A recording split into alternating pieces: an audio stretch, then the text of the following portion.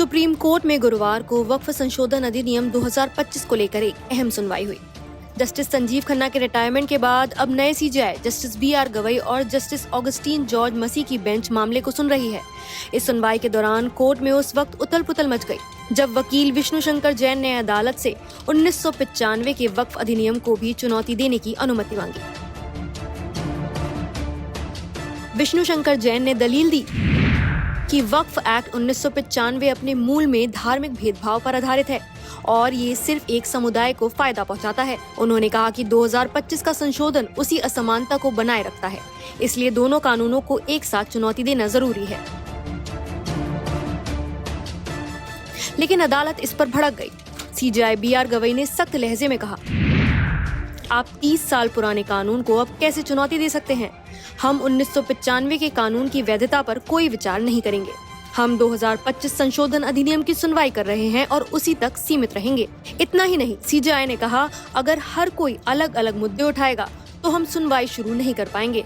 उन्होंने वकीलों को चेताया कि मुद्दों को मिक्स ना करें। सॉलिसिटर जनरल तुषार मेहता ने भी जैन की मांग पर आपत्ति जताई और कहा, मिस्टर जैन, कृपया मुद्दे को भटकाएं मत। कोर्ट सिर्फ 2025 संशोधन पर केंद्रित है। इसके बाद कोर्ट की कार्यवाही एक और मोड़ पर पहुंची जब मुस्लिम पक्ष की तरफ से कई वरिष्ठ वकील अलग अलग बातें रखने लगे।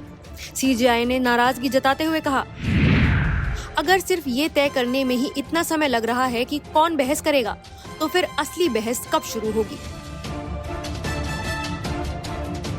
कोर्ट ने वरिष्ठ वकील कपिल सिब्बल को निर्देश दिया कि वो मुस्लिम पक्ष के सभी वकीलों के बीच समन्वय करें और शनिवार तक एक संयुक्त लिखित नोट अदालत में दाखिल करें, जिसमें ये बताया जाए कि क्या कोई अंतरिम आदेश जरूरी है और अगर है तो उसकी सीमा क्या होनी चाहिए। कोर्ट ने अब अगली सुनवाई 20 मई के लिए तय की है, जिसमें सिर्फ अंतरिम राहत के मुद्दे पर बहस होगी।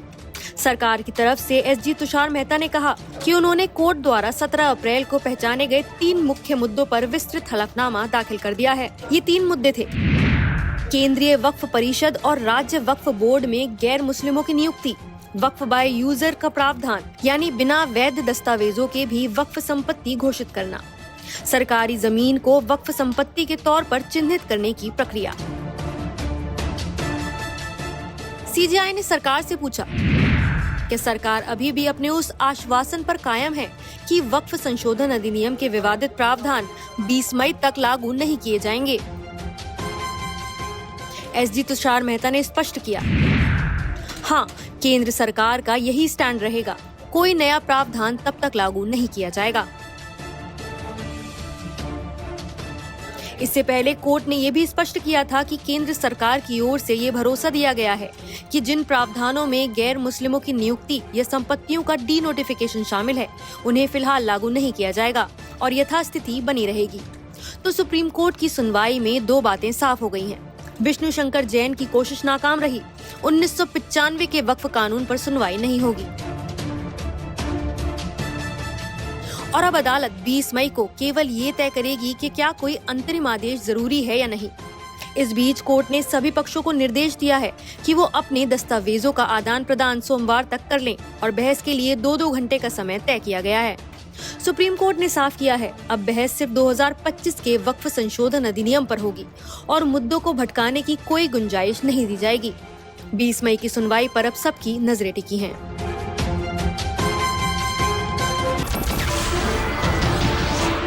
नमस्कार, मैं हूं मानक गुप्ता। अगर आपको हमारा ये वीडियो पसंद आया हो तो इसे लाइक और शेयर जरूर करें और हाँ, हमें सब्सक्राइब और फॉलो करना ना भूलें ताकि आप देश और दुनिया की कोई खबर मिस ना करें।